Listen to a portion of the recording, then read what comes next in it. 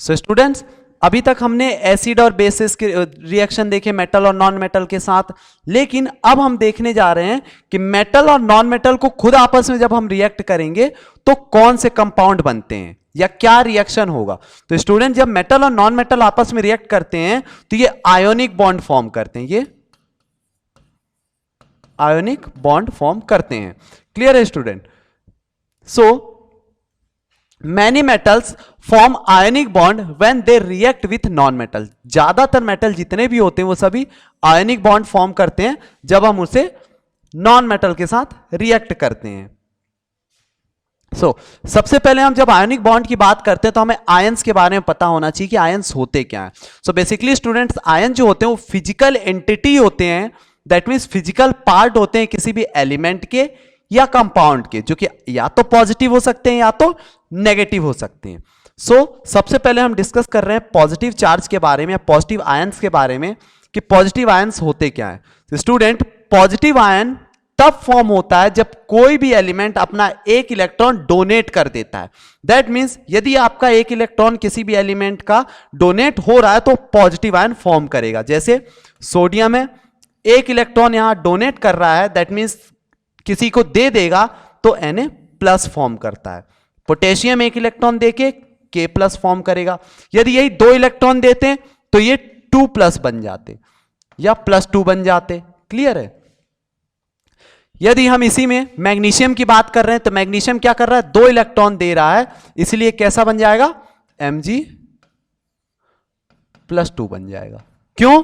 क्योंकि ये 2 इलेक्ट्रॉन्स को डोनेट करेगा। बिकॉज जब इनका इलेक्ट्रॉनिक कॉन्फ़िगरेशन करोगे आप मैग्नीशियम का तो आपका 2, 8 एंड 2 रहता है, जो कि आउटर सेल में 2 इलेक्ट्रॉन होने की वजह से डोनेट कर देता है। सेम कैल्शियम की बात करें तो कैल्शियम का इलेक्ट्रॉनिक कॉन्फ़िगरेशन करोगे आप तो 2, 8 एंड 2 आता है। दैट मीन्स लास्ट सेल में इसके भी लास्ट ऑर्बिट में कितने इलेक्ट्रॉन है, 2, तो क्या हो जाते हैं, ये डोनेट कर देते हैं और अपने आप को पॉजिटिव आयन प्रोड्यूस करते हैं। यही रीजन है कि एक दूसरे से रिएक्ट भी करते हैं। नेगेटिव आयंस की बात करें नेगेटिव आयन तब बनता है जब कोई भी एलिमेंट या कंपाउंड किसी से इलेक्ट्रॉन गेन करता है, दैट मीन्स उससे कैरी करता है, लेता है, तब वो कैसा बनेगा हमारा, नेगेटिव। जैसे क्लोरीन की बात करें तो क्लोरीन का एटॉमिक नंबर जो होता है वो होता है 17, और जब इनका इलेक्ट्रॉनिक कॉन्फ़िगरेशन करते हैं तो होता है हमारा 2, 8 एंड 7, जिसमें आउटर सेल में 7 है लेकिन फुलफिल होने के लिए 1 की कमी है, बिकॉज थर्ड सेल में या थर्ड ऑर्बिट में 8 इलेक्ट्रॉन होने चाहिए, जो कि 7 है। तो ये क्या करता है, 1 इलेक्ट्रॉन यहां से ले लेता है। जब 1 इलेक्ट्रॉन ले लेगा तब क्या होगा, ये नेगेटिव बन जाएगा और Cl-1 हो जाता है। फ्लोरीन के केस में देखिए स्टूडेंट, तो फ्लोरीन 3 इलेक्ट्रॉन लेता है, 3 इलेक्ट्रॉन लेकर के -3 चार्ज बनाता है। ऑक्सीजन 2 इलेक्ट्रॉन्स कैरी करेगा, इसीलिए ये कितना बन जाएगा, O-2 बनता है। इस तरीके से नेगेटिव चार्ज फॉर्म होते हैं। दैट मीन्स गेन किए तो नेगेटिव और डोनेट किए तो पॉजिटिव। अब कुछ इलस्ट्रेशन सॉल्व करते हैं student.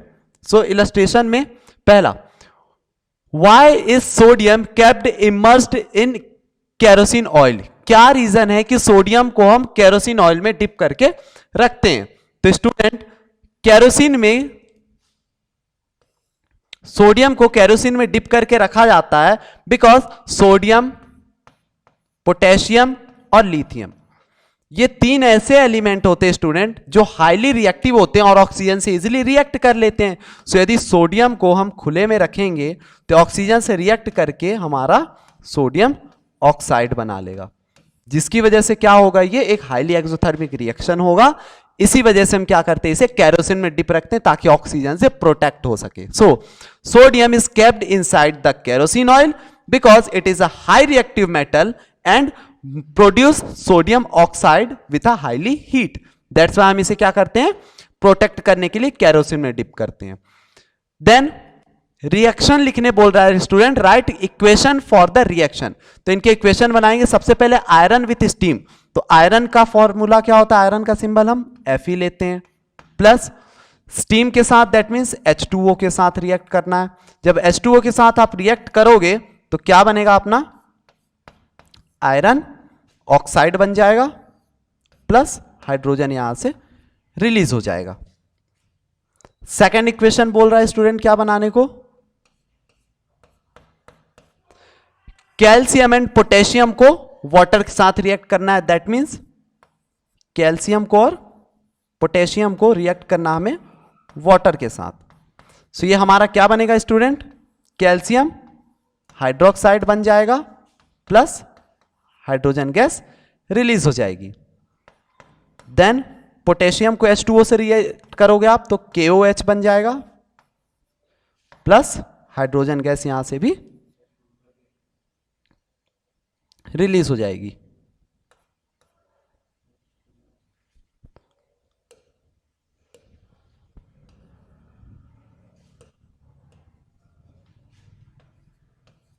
Then hydrogen gas release हो जाएगी। ये हमारे 3 इक्वेशन बनेंगे। देन नेक्स्ट इलस्ट्रेशन की तरफ बढ़ते हैं। So which gas is produced when diluted hydrochloric acid, that means HCl is added to a reactive metal. किसी एक रिएक्टिव मेटल से रिएक्ट किया, हमने सपोज किया सोडियम से कर लिया है, तो क्या बनेगा हमारा, सोडियम हाई रिएक्टिव होने की वजह से हाइड्रोजन को डिस्प्लेस करके सोडियम क्लोराइड बनाएगा प्लस हाइड्रोजन गैस रिलीज करेगा। Clear? Then write down the chemical equation, same chemical equation हो जाएगा। क्लियर है student? What would you observe when zinc is added, zinc is added to a solution of iron sulphate. That means iron sulphate FeSO4 के साथ जब आप react करोगे तो zinc highly reactive होने की वजह से आयरन को डिस्प्लेस करके जिंक सल्फेट बना लेगा प्लस आयरन रिमूव हो जाएगा। देन इसे क्या करना है, हमें इसकी रिएक्शन लिखना है। सो रिएक्शन सेम होगा। सो स्टूडेंट ये कुछ इंपॉर्टेंट इलस्ट्रेशन थे जो कि हमने डिस्कस किए। देन अब हम इसके बाद जो डिस्कस करेंगे दैट इज आयोनिक बॉन्ड क्या होते हैं, कोवेलेंट बॉन्ड क्या होते हैं, उनके बारे में हम डिस्कस करेंगे, जो कि कोवेलेंट कंपाउंड और आयनिक कंपाउंड में देखेंगे हम।